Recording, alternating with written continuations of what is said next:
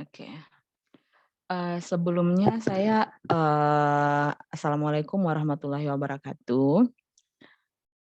Nah, saya tiba-tiba ingat ya kemarin pas ngajar di kelas A, jadi saya rasanya saya salah menyampaikan rumus Lovin waktu di pertemuan pertama kita.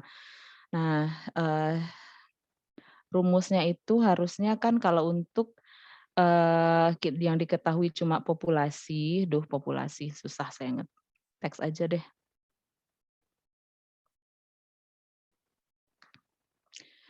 Teks kalau untuk rumus populasi itu, kalau yang diketahui adalah populasi, ini kelihatan ya share screen saya? Kelihatan, Bu. Kelihatan, oke. Itu yang dipakai rumusnya N sama dengan populasi dibagi 1 ditambah populasi dikali kali margin error dikuadratkan. Nah, kuadrat juga ini apa sih? Kuadrat. Bukan kali 2 ya, kuadrat. Saya harus inikan aja dulu. Draw.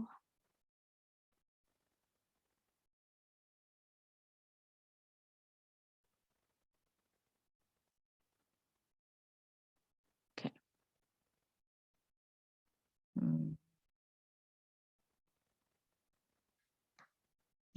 Nah, itu dia. Nah, mana dia tulisan saya? Margin error kuadrat 1 di sini. Kuadrat populasi. Jadi misalnya kalau populasinya itu kemarin ada 200 orang. Saya nulis kayak anak TK ini. Tolong aja ya nanti diiniin. Jadi dia harusnya seperti ini. 1 ditambah dalam kurung 200 dikali 0,05 kuadrat.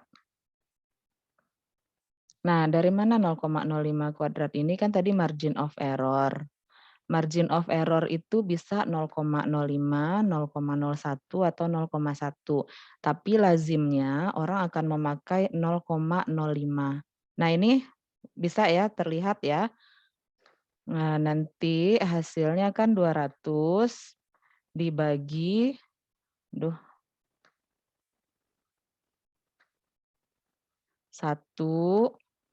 ditambah 200 kali 0,025 ya. Ya enggak sih? 0,0025 dikali 0, wes 0025. Iya kan? Benar nggak sih? Coret 0, coret 0. Jadi berapa hasilnya?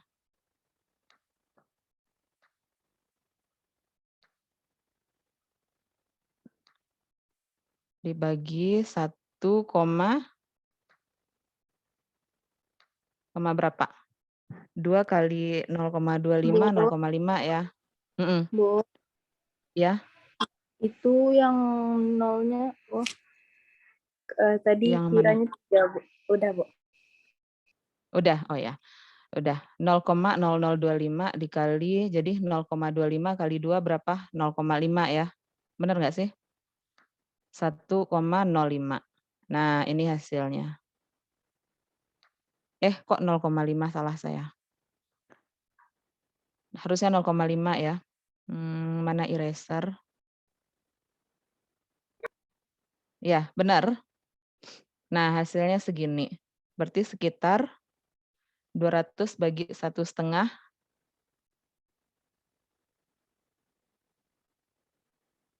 133,3, Bu. Ya, berapa? 133 ya. Nah, ini dia. Wes. Kenapa eraser? Nah, wis 1,33 ya jadinya.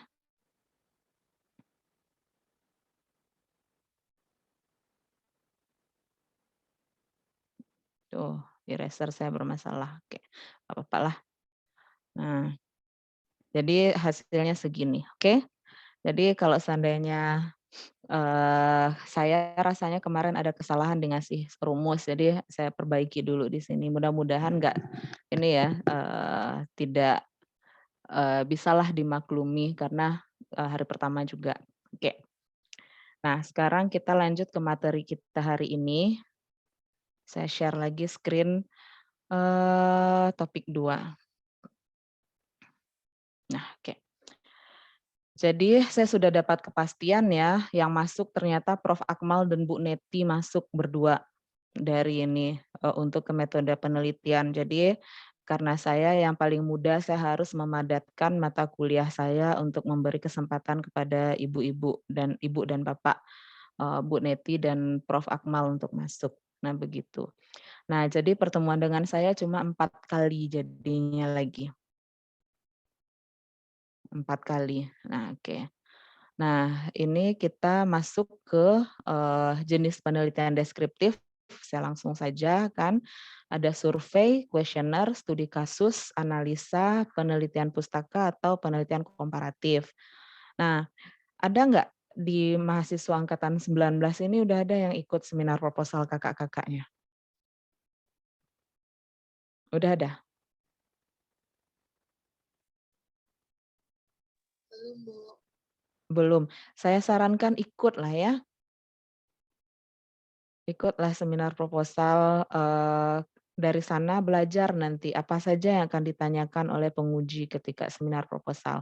Karena gini, seminar proposal itu untuk belajar ya, apa namanya, mahasiswa tidak akan disuruh memberikan pertanyaan, tapi untuk belajar di situ. Nah, jadi saya sarankan setiap ada seminar proposal, ikutlah. Nah, oke. Ini untuk jenis penelitian deskriptif, kemudian desain penelitian ini juga ada observasional versus eksperimental ya, di pertemuan kemarin saya sudah jelaskan, kalau yang eksperimental kita bisa mengontrol semua variabel, tapi kalau seandainya observasional itu kita nggak bisa. Jadi kita, lepaskan saja variabelnya tergantung dengan keadaan di lapangan, nah itu. Ini kemudian ada lagi desain penelitian berdasarkan waktu, itu ada retrospektif, cross sectional, dan prospektif. Retro itu adalah, yang sudah lalu, jadi kita cuma melakukan penelitian berdasarkan data-data yang sudah ter-recap, eee eee, di lapangan, sudah terakumulasi di lapangan, nah itu kita analisis datanya yang sudah ada. Cross sectional itu berdasarkan adanya titik potong waktu. Jadi saja ada time limit apa yang mau dibandingkan. Bisa jadi saja yang paling umum adalah pasca pandemi dan non pandemi, itu bisa jadi sebelum dan sesudah pandemi itu bisa cross sectional juga. Salah satu contohnya ya, kalau berdasarkan waktu. Nah, Ibu, kan itu bisa retrospektif Ibu dua-duanya, ya kan? Kalau mau diambil 2020 kan sudah berlalu juga. Nah, cross sectional ini adalah titik potong, titik lintangnya akan di mana dia berpotongan. Nah, jadi memang di 2019 atau awal 2019 sebelum dan sesudah pandemi dilihat perbedaannya. Nah, itu pasti ada beda. Itu namanya cross sectional. Prospektif adalah melihat ke depan. Melihat ke depan ya. Jadi kita, bikinlah, apa sih, kita bikin desain penelitiannya. Misalnya kita mau kelompok A, itu kita kasih misalnya, suplemen A, kelompok B kita tidak kasih suplemen misalnya. Kita lihat, efeknya, di mana bedanya. Nah, untuk prospektif ini, itu banyak yang mesti dilakukan, bisa jadi saja, apa namanya, eee si responden itu tidak mau ikut dalam penelitian. Nah, itu tantangannya untuk penelitian prospektif ke depan ya. Nah ini pengertian, bisa di-download saja, ada populasi, apa itu populasi, ada sampel, ada prevalensi, ada insiden, ada OR, RR, RD, tingkat kepercayaan atau signifikansi. Nah, di sini ada yang melekat juga satu lagi, variabel. Kita kan bicarakan apa sih itu yang namanya variabel. Nah, nanti cari ya, variabel itu adalah eh, unit pengukuran ya, apa saja yang akan diukur. Nah, itu variabel. Karena variabel itu ada yang bebas, ada terikat. Di pertemuan sebelumnya saya juga sudah jelaskan ya, variabel independen dan dependen, ya kan? Nah, itu juga. Nah, terus ada lagi di sini barusan saya bilang margin of error. Itu hubungannya ada dengan tingkat kepercayaan atau signifikansi. Kalau tingkat kepercayaannya itu 95%, berarti margin error kita adalah 5%.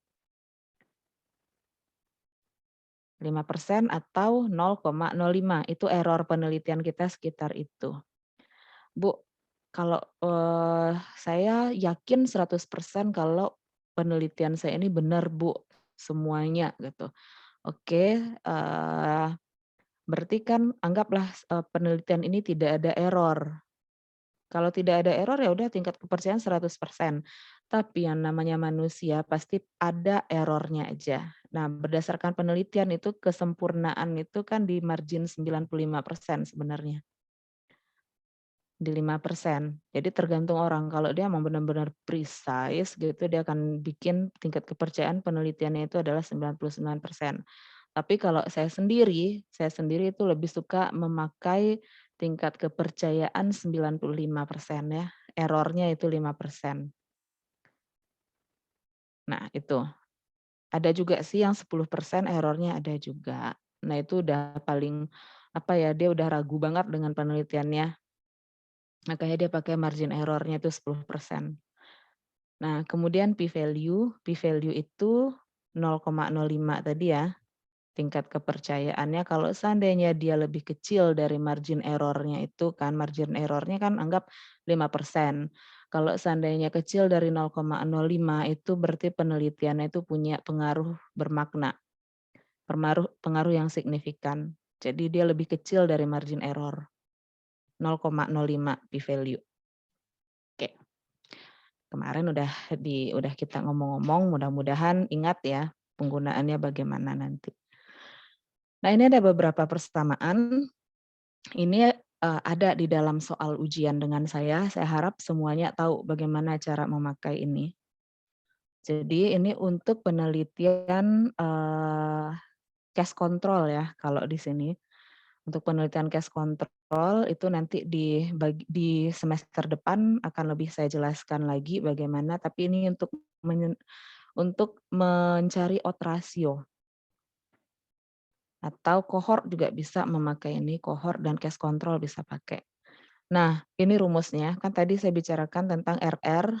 RR itu adalah relative risk, odds ratio itu adalah OR, RD itu adalah perbedaan ya, difference-nya, insiden expose sama insiden non expose. Nah, ini rumusnya ada di sini. Yang mana A, yang mana B, yang mana C, yang mana D, ada di sini. Nah, interpretasi odds ratio. Kalau odds rasionya itu sama dengan 1, berarti tidak ada pengaruh sama sekali. Jadi faktor resikonya misalnya kan, faktor resiko misalnya merokok lah di sini. Apakah faktor resikonya kan expose berarti merokok dan non expose adalah tidak merokok. Nah, contohnya ya, kemudian disease, jantung koroner, tidak jantung koroner. Kalau misalnya odds rasionya 1, berarti nggak ada hubungan.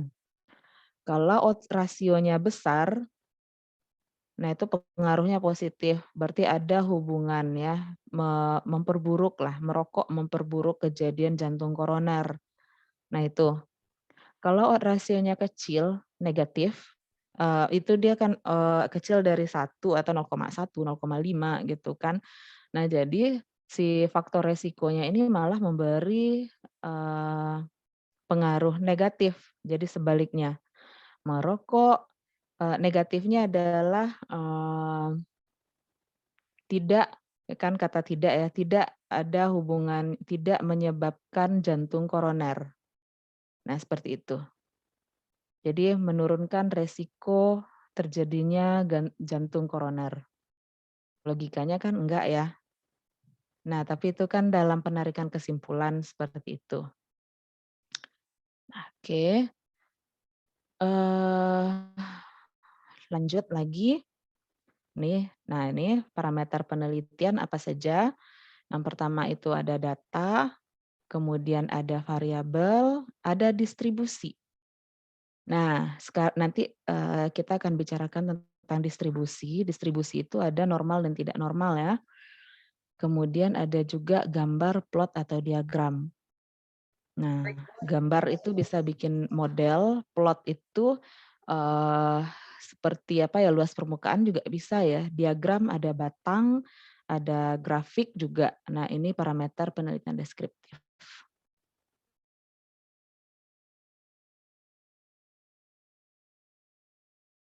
Sangat berharap nanti yang klinis, yang minat ke penelitian klinis atau ya bolehlah non klinis pun nggak apa-apa, itu pasti akan ada variabel semuanya di penelitiannya.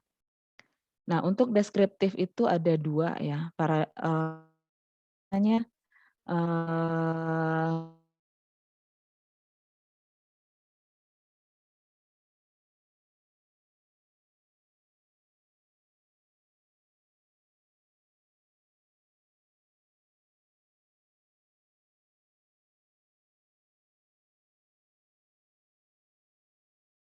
teori itu ada juga yang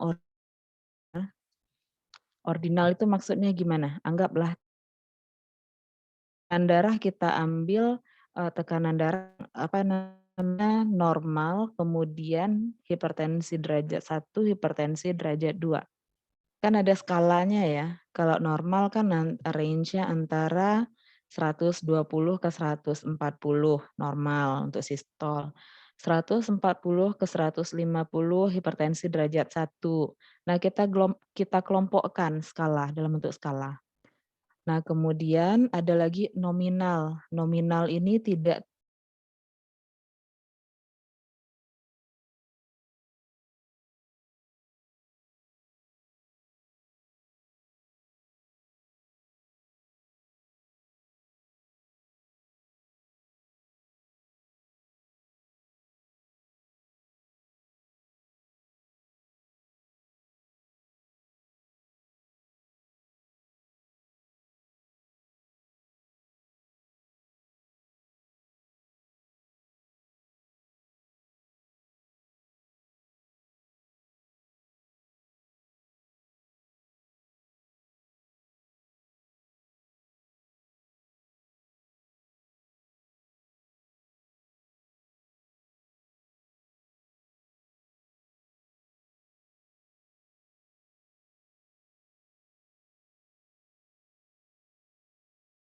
topik 2 tadi, share.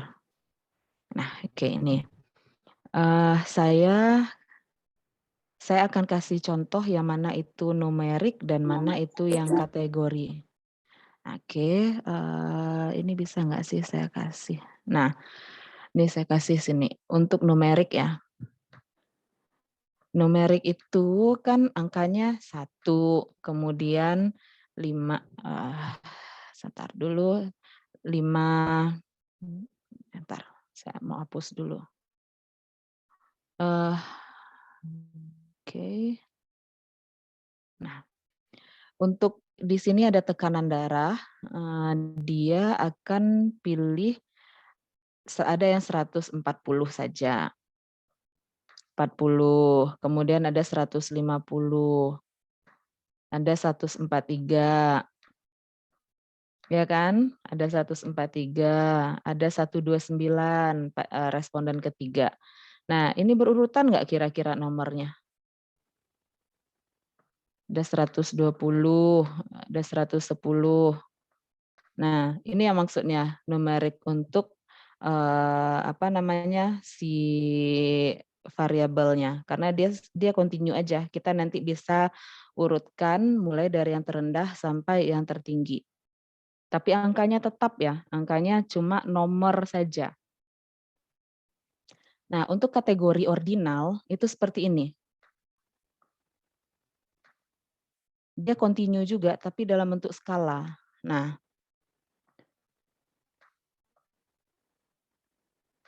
oke. Nah, ini ringan, kecil, kemudian ini menengah. Nah, kalau besar, nah tinggi, kecil, sedang, tinggi. Dia berurutan ini, bisa diurutan. Yang ini untuk ini. Oke, sampai di sini udah ngerti ya?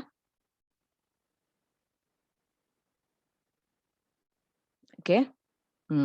Saya hapus dulu. Kemudian untuk diskrit di sini berarti kan jumlah kematian, jumlah anak itu kan nggak ada hubungannya ya. Misalnya apakah si pasien ini akan bisa jumlah anaknya akan, misalnya yang apa ya, dalam kurun waktu tertentu apakah jumlah anaknya akan bisa berubah-berubah. Misalnya tahun 2009 anaknya 2, kemudian, tiba-tiba saja anaknya jadi 0, kemudian lagi 4.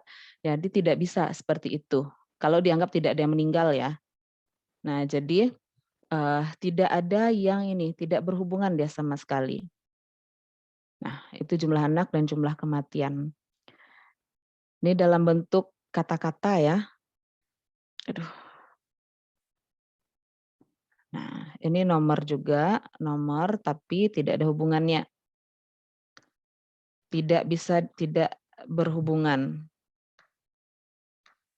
Tidak ada hubungannya ya. Satu sama lain tidak terkait. Nah, beda sama ini, dia dalam bentuk kategori. Nah, ini dia akan sama. Aduh, eraser. Kurang cepat saya bikin gambar di sini. Nah, untuk mana tadi golongan darah, bedanya itu adalah, nah dia kategorinya seperti ini. Dia dalam bentuk kelompok. Karena tertentu ya, golongan darah itu cuma ada berapa? 4 ya. A, B, AB, 0 ya. Nah, cuma itu. Dia dalam kelompok. Nah, bisa jadi saja jumlah anak kita jadikan data nominal, kita kelompokkan yang jumlah anaknya 1 berapa orang, jumlah anaknya 2 berapa orang, itu bisa jadi. Nah, di sana bedanya, data, numerik, dan kategori. Kategori itu kelompok, bedanya di sana, kalau numerik itu dia single data, data satu-satu. Nah, oke, sampai di sini ada yang mau ditanyakan?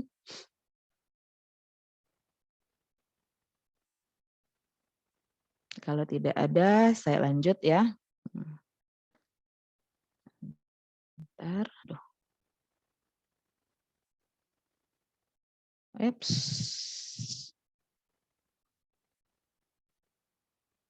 Mana dia?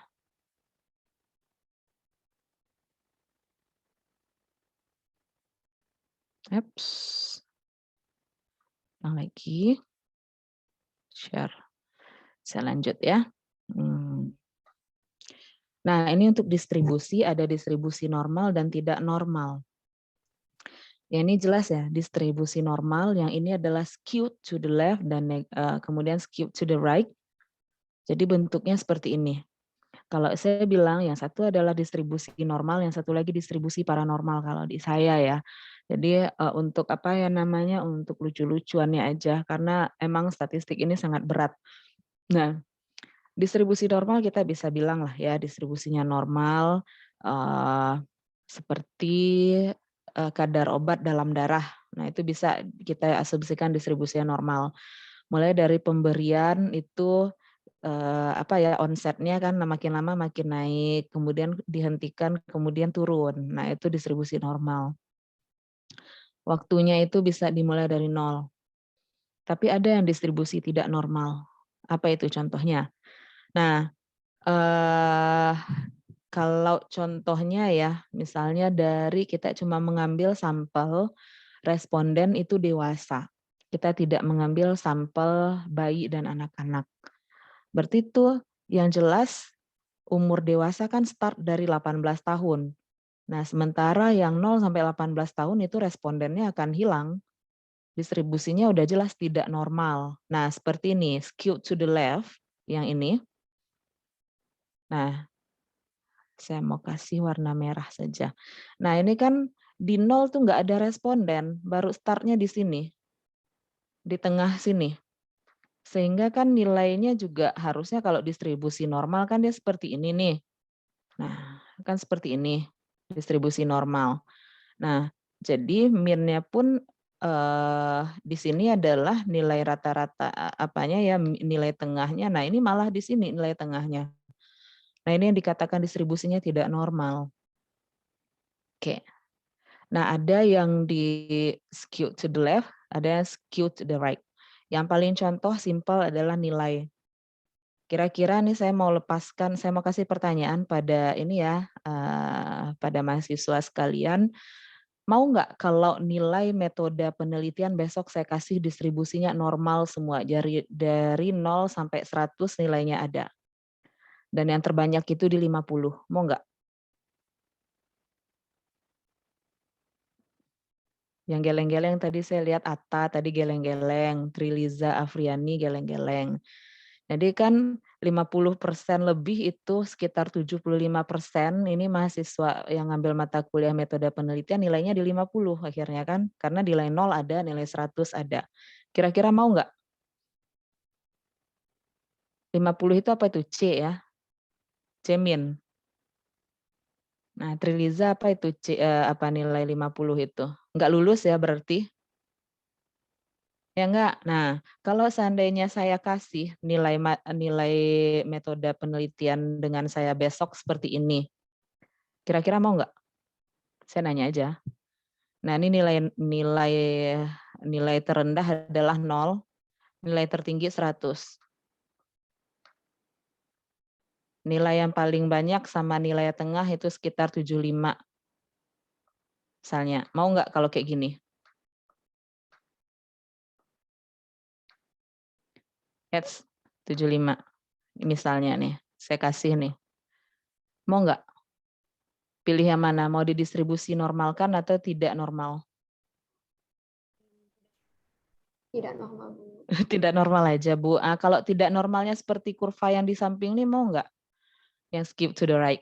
Jadi 0 sampai 40 itu banyak, enggak juga mau. Maunya yang ini ya. Saya nanya, alhamdulillah berarti mahasiswa sekalian tahu apa itu distribusi normal dan distribusi tidak normal. Jadi di lapangan ini tidak semuanya bisa didistribusikan secara normal ya. Oke. Nah, oke, balik lagi. Naps.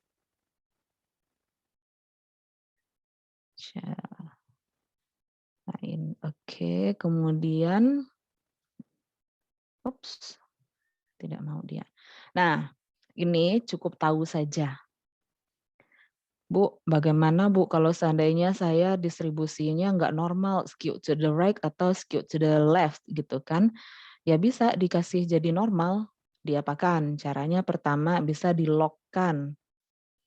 Nah, saya bisa jadikan distribusi yang tidak normal tadi jadi normal. Di-lock-kan, kemudian bisa jadi 1/X, kemudian bisa dijadikan akar X. Jadi data-datanya tadi itu bisa misalnya nilainya ada 30. Nah, saya lock-kan nilai distribusi log normalnya itu yang 30 tadi saya jadikan log 30. Nah, itu nanti distribusinya kemungkinan normal.